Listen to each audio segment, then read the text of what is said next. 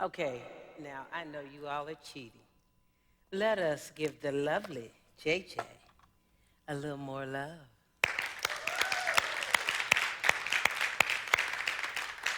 And I like that you're clapping, girlfriend, because my mother used to say, it's a poor duck don't praise its own pond. See, if you don't clap for you, your star player, who will? Oh, it is so good to be here. I am Reverend Judy-Ann Davis Young. Like I said, Miss Bertha's what? Baby girl. And I always pay homage to my mother because she was. Today we're going to talk about living your life like it's golden. And it was so interesting that JJ chose this song, and she doesn't know this, but used to be when you go to judyannyoung.com, that was the song that was there. My webpage would open up with that song, the golden time of day. Wherever you are in your evolution, wherever you are in your growth, it is right now a golden time of day. It don't get any better. It doesn't matter what you did yesterday. It doesn't matter what you plan on doing tomorrow. All the power, all of your juiciness, all your swagger, all of everything you got is right here, right now. You cannot put it in layaway, and you cannot go back and reclaim that which has already gotten past you. So that being said, let me let you in on a secret. The miracle is you.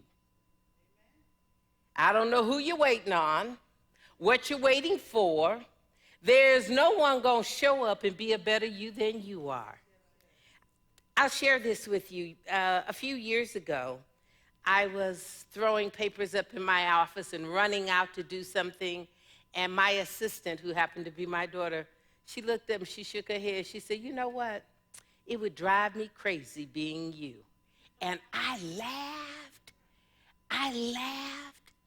And I thought about it, think about it. Look around at somebody else in here and tell the truth. It would drive you crazy being him. It would drive you crazy being him. Look at him. Oh, yeah, it would drive you straight nuts trying to be him. Jamie, look at the lady behind you, Mary. It would drive you crazy trying to be somebody else. You know why? The miracle is you. You didn't come here to be anybody but who you are. I don't care who you love and why you love them. You came here to be you. You are the miracle. You are the gift. You can't look at somebody else and say, oh, I want to be them. You didn't come here with their DNA or their fingerprint or their awareness or their perspective or their hidden talents or their opinions or their learning opportunities. You came here to be that unique expression of God that is showing up as you. So when we get to the point of loving and praising our own pond, we get into a whole new reality. And honoring our uniqueness. I remember wanting to be different. Now, my sister was as different from me as Denzel is from Spike Lee. Now, for those of you that don't, everyone knows who Denzel is, right? But do you know who Spike Lee is? Okay, he about 3 seconds from being adamant. Little bitty guy with brown glasses and big ears. So the truth of the matter is, I remember spending years wanting to be like my sister. And then many years later, she shared with me that she always wanted to be like me. My sister weighed never more than 115 pounds, and she always had these big eyes that gave her this very take care of me look. And everyone ran over and took care of her. But what I can tell you, without a shadow of a doubt, they helped her all of her life. And as my brother said to my mother, you're going to help her to death. And that's when you look over and you say, oh, I want to be like that. No, you don't. When you get into the reality of who you came here to be, you will look at everything about you from the longest or shortest hair on your head to your toes, and you will realize you came wearing the perfect suit. I used to think that, there was this certain look that made you beautiful. You know what the look is that makes you beautiful? Is loving who you are. Because when you fall in love with you, your star player, everybody's going to love you. I know we all know the person that has fell in love with themselves, and they have a way of walking into a room and the air doesn't even move, but everyone knows that they are there. And it's called, now they call it the it factor. But it's called the grace and the presence of you. And it has nothing to do with physical attributes. It has to do with knowing that you know who you are. I was in a hotel in Los Angeles, and I'm dragging my suitcase, and I was compelled to just stop. I mean, it was as if someone didn't tap me on the shoulder.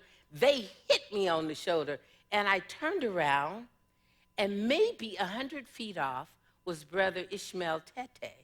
For those of you who don't know who Ishmael Tete is, he is a shaman, a spiritual leader. He's from Ghana, West Africa, and he has a church there called the Etherean. Anyway, in this church, Ishmael Tete, they had prayed for a number of years. They knew that someone was coming from the West that was spiritually aligned with who they are. And one day, Michael Beckwith took a tour there of 30 people. And when he got to Ghana, Ishmael Tete said, "You are the one we were waiting on." He didn't know anything about him, but he knew who he was by the essence he carried. So when I say that about Ishmael Tete and seeing him and turning around, and we locked eyes for a brief moment, and it was as if his resume flashed before me. I didn't know who this man was. I'd never spoken to him. I had never seen him, but immediately I knew he was there. Now, see, that's when you know who you are. That's when you walk in with that assurance that I am all that I came here to be. And here is the beautiful thing about being all that you came here to be. It does not diminish who anyone else is. It is truly important that we understand when you step into the grace and the uniqueness that is you, you are taking nothing else from JJ or Jamie or Stephanie Ann or Claire or anyone. You don't take anything away from them. If anything, your light is so bright that it actually helps infuse their light. And I can say this from a unique perspective that when you explore God's divine plan, now a lot of people think, well, I don't know what God's plan is for my life. It is not what we know as a plan. First you do this and then you do that. No, God's divine plan is for you to do your journey and discover the greatness within you. See, we're all encoded with this greatness before we ever get here. And our soul comes here to comes here to learn some messages about itself, to further its growth. And what happens to a lot of us is we don't have the courage to do it. You know why we don't have the courage? Because we're afraid. We're afraid of our own power. We're afraid of our own juiciness. We're afraid that the people in our lives are going to say, well, who does she think she is? And more than anything, we think that we're afraid of failure. We're really afraid of success. That's a real big fear. And that fear of failure, I've never known anyone to fail. I've known them to have multiple learning opportunities. but they didn't fail. And I'm going to give you a few examples, and you go within your own mind and think of people that you know that are successful. I will share one with you. It was in the early 80s. I was living in Alaska, and my phone rang at 8 o'clock in the morning. Have you seen today's newspaper? And I said, no. And I immediately ran out and opened it. And for the first time in American history, there was the first Black Miss America, Vanessa Williams. We all know what happened, right? She was Miss America for about 8 or 9 months. And she was the first Miss America to be dethroned. Now, if you want to talk about being raised and praised and held up as the first of anything, and then someone come along and slap your throne from under you. Now, she had a choice. She could have crawled into a hole and gone home and decided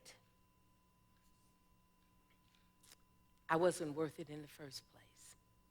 But what she chose to do was to go and regroup and develop her musical career, which led to her acting career, which made her a household name in a matter of a few years. You go to sports, you look at a number of those sports figures. Michael Jordan, his high school team, coach cut him. You're not good enough to play. He could have went home and bought somebody else's opinion about who he was, but he went home and he continued to practice. It is not what other people say to you or tell you about who you are. It's what you internalize and adopt as the truth for who you are. So what I invite you to do is always have the courage to be you. Because who amongst us has the authority to tell me that I'm not a good me? You're not me. You'll never be me. How you going to tell me I'm not a good me? So all they're telling you is they're projecting their stuff off onto you. And you can adopt it and fall for the okie doke. Or you can say, I am perfect, whole, and complete, and I didn't come here to live up to your expectation. Because the people that we know, the people that have done anything in this life, from Gandhi to Martin Luther King, to the man that rescued these little girls that were being locked in a house in Ohio, you had to be you to do it. You couldn't listen at someone else's definition of your self-worth. Because there are some things that I know about you. What I know is if you accomplish anything, you've had some learning opportunities. If you're a skier, oh, you fell down. If you're a basketball player, oh, you missed some key shots. If you're a vocalist, you have missed some notes, hit some flat notes, blew some songs. If you are a speaker, you have had an audience where you didn't hit the mark. Oh, I know. I had one right here. And it drove me to my knees. And guess what? Your ego will tell you you're not good enough because it needs to keep you in check. Because as long as your ego is running things, you are not going to reach your ultimate growth. You're going to stop.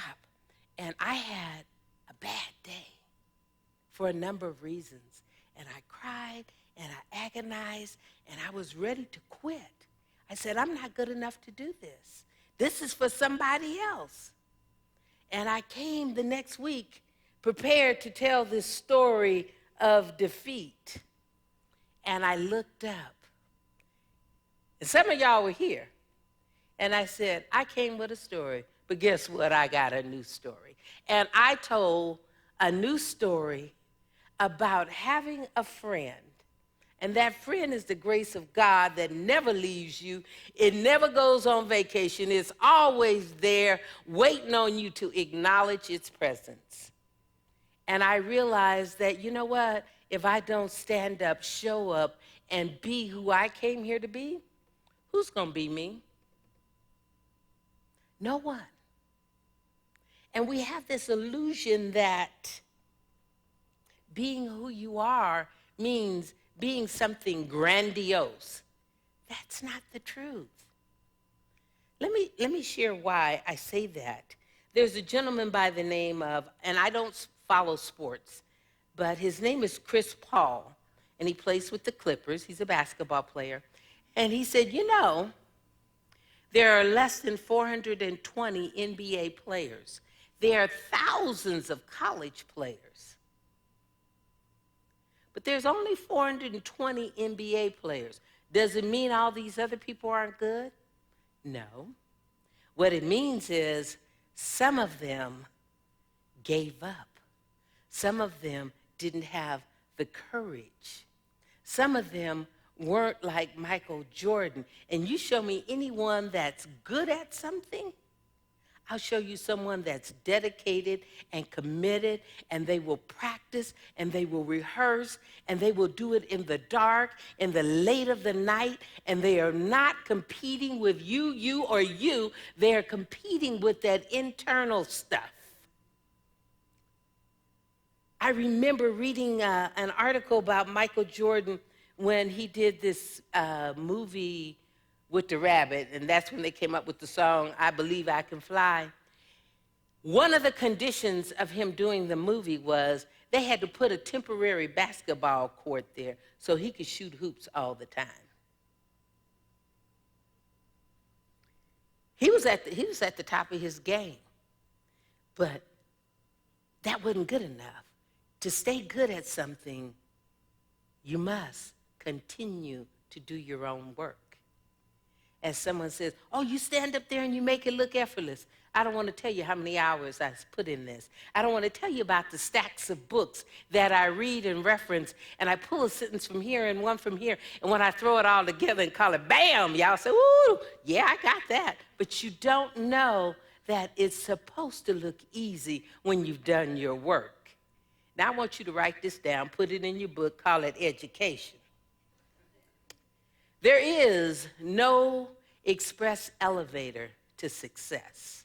You must take the stairs. Now, we in this instant gratification society have bought into, well, I want to be a movie star. Oh, no, you got to pay your dues.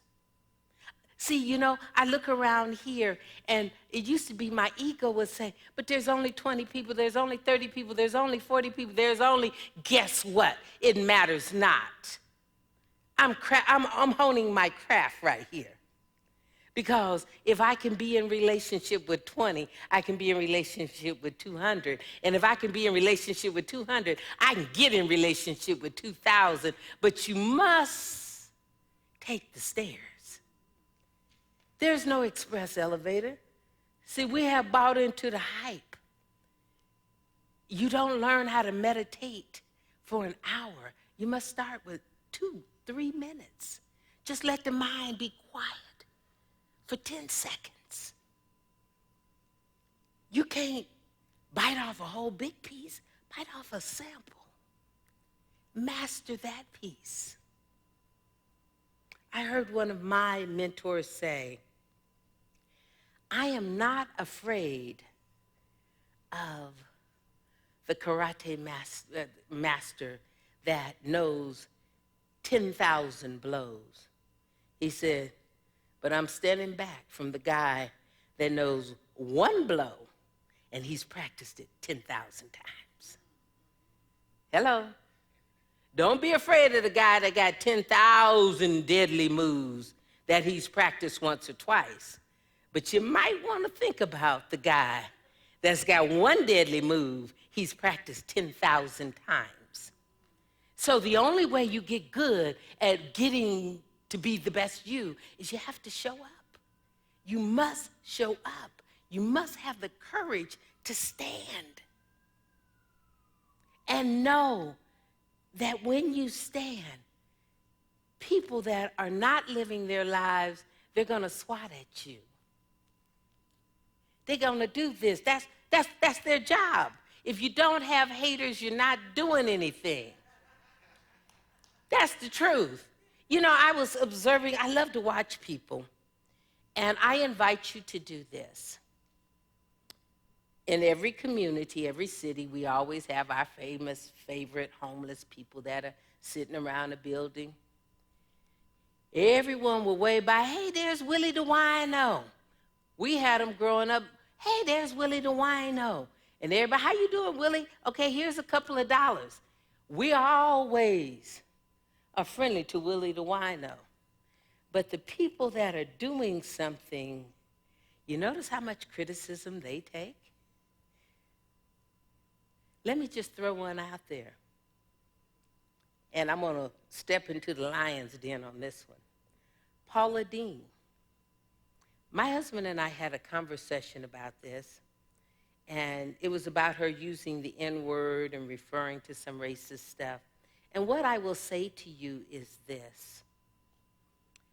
What she did and the words she may have used, we all know that they were not appropriate. We all know they were painful and harmful, and they hurt. But you notice how much energy we putting into Paula Deen's words. We ain't talking about Trayvon Martin being killed. We're not talking about all these soldiers that are coming back from wars and they have this post-traumatic stress. We're not talking about Congress not providing certain things for us as its citizens. We're over here talking about what somebody said 20 years ago. And making her a sacrificial lamb. Everyone, ooh, we have cut ties with Paula Deen. What I can tell you, and what you already know, is Paula Deen is not by herself. Because we all live in a society where we've all said some things about some group of people at some time in our evolution before we got in here and realized there's only one of us showing up in life. We have all said some things. We have all done some things. We have all been unenlightened. But yet, when someone does it that has some notoriety, we throw rocks at them. And we just keep hurling all these rocks. I don't condone what may or may not have happened, but what I do say is this. I encourage her to stand, because if people are throwing those many rocks, it tells me she was really living and had the courage to be who she was. I'm just saying. They threw rocks at Michael Jackson, and he had the courage to keep making music. All his songs weren't hits. They've thrown rocks at everyone that has ever done anything. And most of us have sat back and said, oh my God, I never want to be that popular. I don't want people throwing rocks at me. If you do anything, if you're authentically you, someone's going to throw a rock. Someone's going to have an opinion. But is it about you or about them? It's always about them. I don't have time, and this is the difference, and I heard Oprah saying this, and they've thrown rocks at Oprah. They have waited for OWN to fail, and you know, when Tiger Woods fell from grace, oh, everybody was happy. I don't care who, these people are just like you and I. The difference is they've had the courage to practice and hone whatever their craft is, and when they slip, society, the media, becomes like a pack of dogs and attacks them, because that's how we justify feeling good about who we are. We have opinions about, well, Whitney Houston, all that talent she had. What about your talent? What about my talent? Are you living up to your full potential? This is what I invite you to do. Every time your mind tells you you want to have an opinion about somebody else's life, examine your own.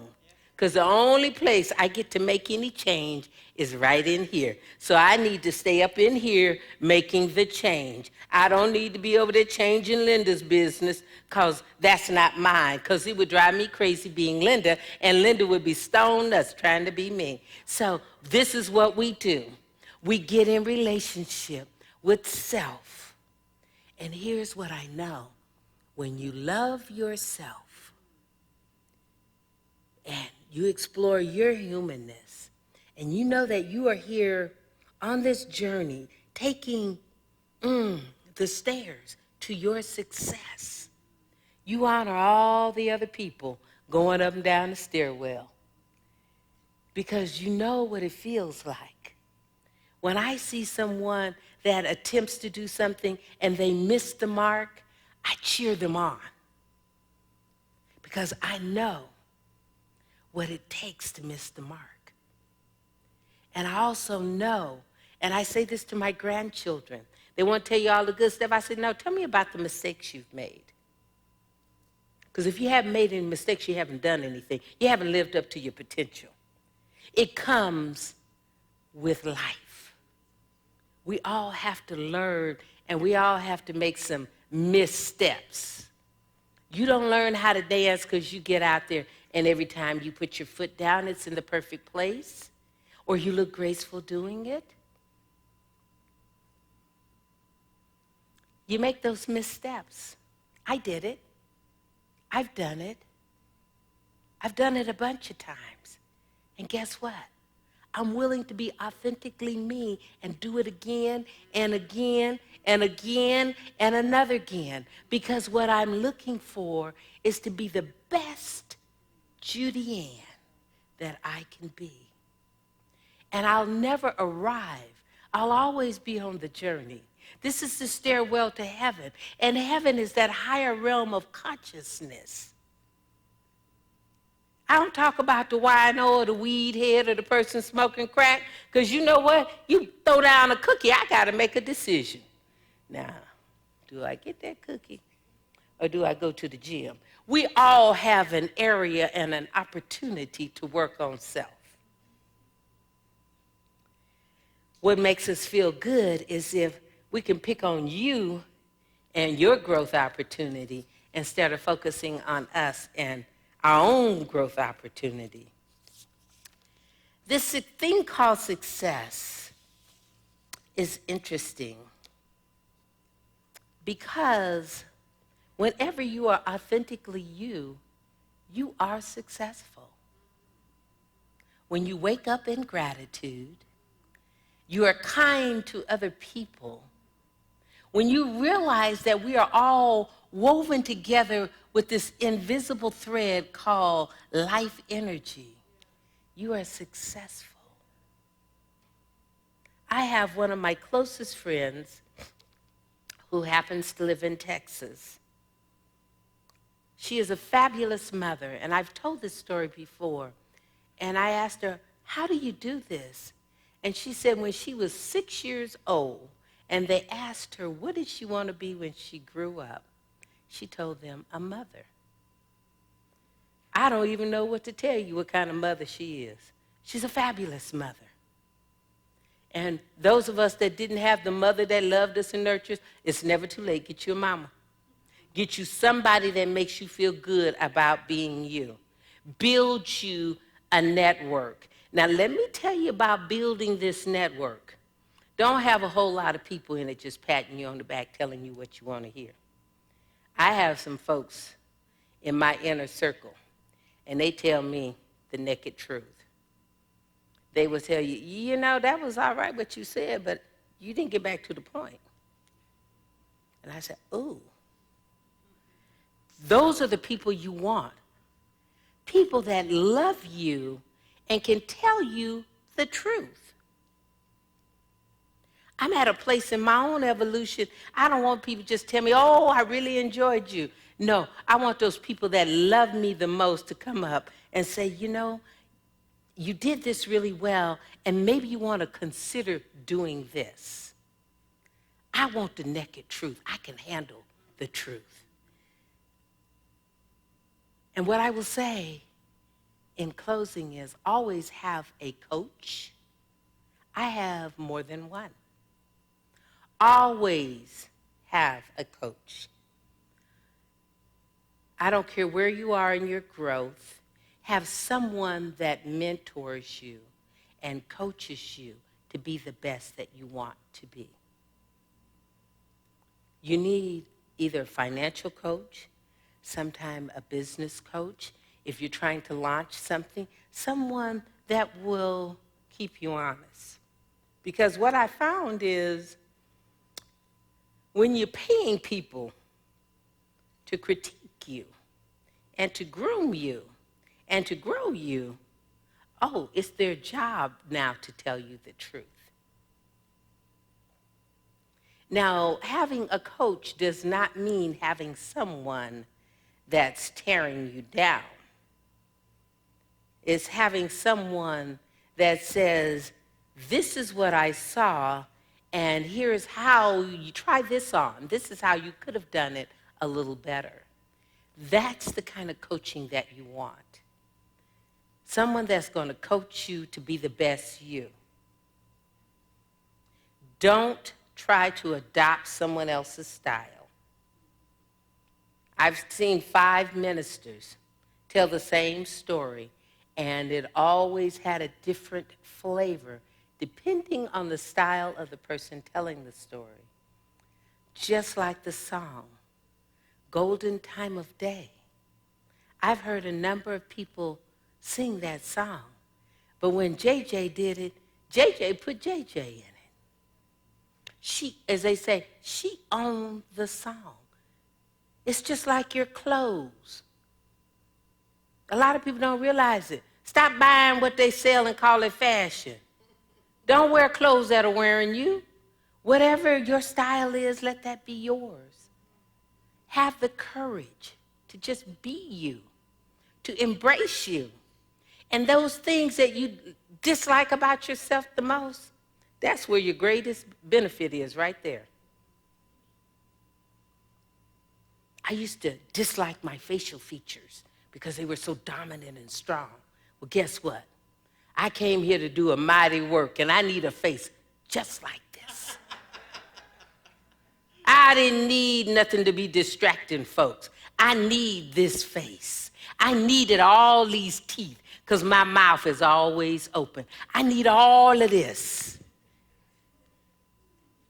I didn't come here, and I fell in love with me.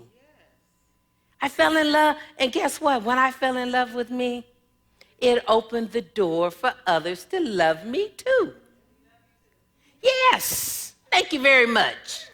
Thank you. JJ, you know, she has this thing you compliment her, and she says, I receive that. I love it. How many of us have been complimented and we say, oh, no, don't do that. Just say, I receive that. And always remember, it is truly a poor duck that does not praise its own pond. Why are you praising that pond over there and you swimming over here? So, I'm going to leave you with something about what I believe about you. I believe you're here by divine appointment. I believe each one of us is God showing up as love. I believe that the coincidences that you experience in life are God's way of being anonymous. I believe that each one of us is a unique expression of the divine. I believe, listen carefully, that you're not your circumstances, your conditions, or your situations. I believe that God's grace is truly your sufficiency. You have the grace that you can fall down and you can get up. I believe that each one of us is co-creating our life with God. God is not the servant. God is there to support us. And more than anything, I believe all the answers that any one of us needs is already within us. We just have to trust what we feel. This quote, and this is truly the end of it, I'm going to switch lanes and share something with you, and I invite you quickly to close your eyes and just allow the words of this, and this is dedicated to Nelson Mandela. Out of the night that covers me, black as the pit from pole to pole, I thank whatever gods may be for my unconquerable soul. In the fell clutch of circumstance, I have not winced nor cried aloud. under the bludgeonings of change. My head is bloody but unbowed. Beyond this place of wrath and tears looms but the horror of the shade, and yet the menace of the years finds and shall find me unafraid. It matters not how strait the gate, how charged with punishments the scroll. I am the master of my fate. I am the captain of my soul. I'm Miss Bertha's baby girl. I love you. Go out and gather evidence that you are the best you can be, and all the answers are within you. And we're going to have the lovely JJ lead us into song, and after that, Mila is going to gift us, she is a guest artist, with a song after this prayer, and JJ is ready to take us into that prayerfulness. I ask the practitioners to stand on either side. And these wonderful, loving, beautiful people are our prayer team. They're here all the time. And if you have a prayer request, there's a place where you can note it. And they take this and it becomes part of our weekly prayer. They are our ministry of prayer. So at this moment, I invite you, if you're so inclined, to just close your eyes and go within as JJ leads us into the silence.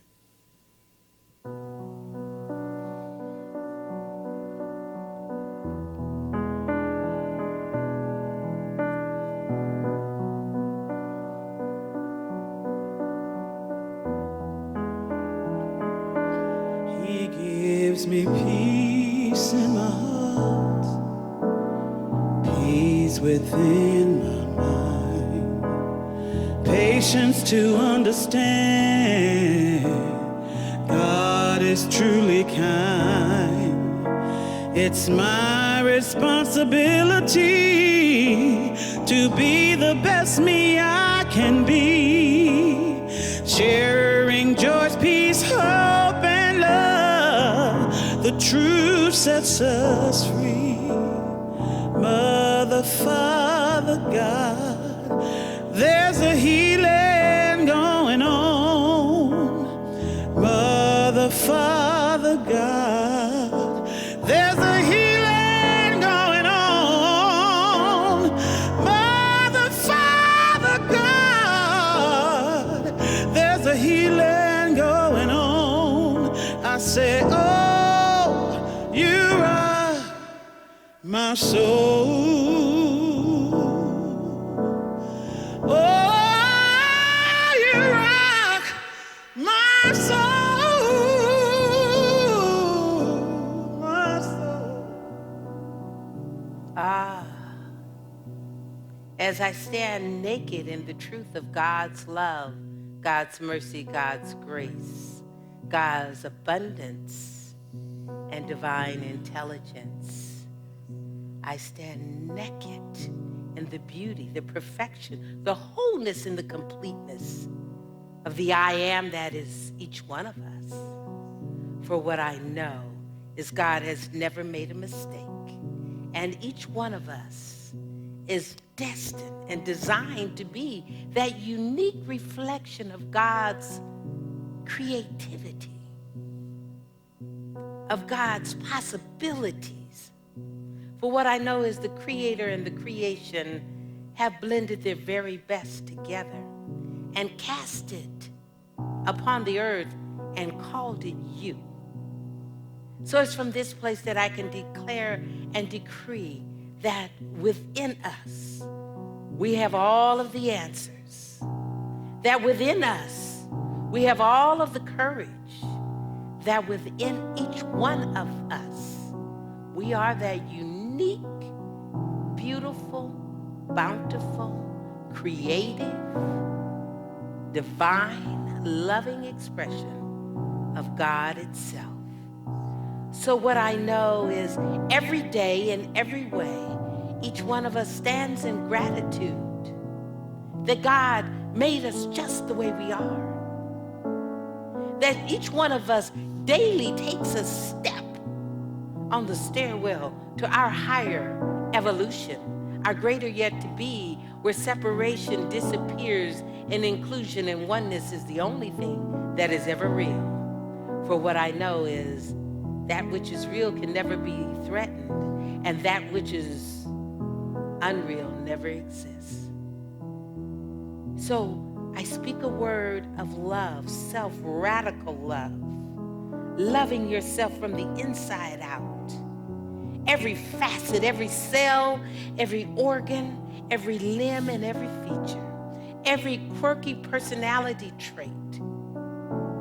Knowing that you are, in this moment, are doing the very best with what you have. And every day you wake up to a new possibility because every day you experience the golden time of day. That is the moment where you are aligned with God's highest desire for your life. That is the moment when you are grateful. You are standing in your purpose. You are committed and dedicated to the growth, the evolution of your soul. That is truly the golden time of day. I am so grateful to know that each one of us has the capability and the potentiality to be more than we ever dreamed we could be. So I take all of this, I blend it together, and I release it into the alchemy of love and law, knowing that the ordinary is transformed, transmuted, and transcends into the extraordinary. And that is the miracle of you. I let it go. I know it is so, and so it is. Amen. Ashe. Take it, JJ.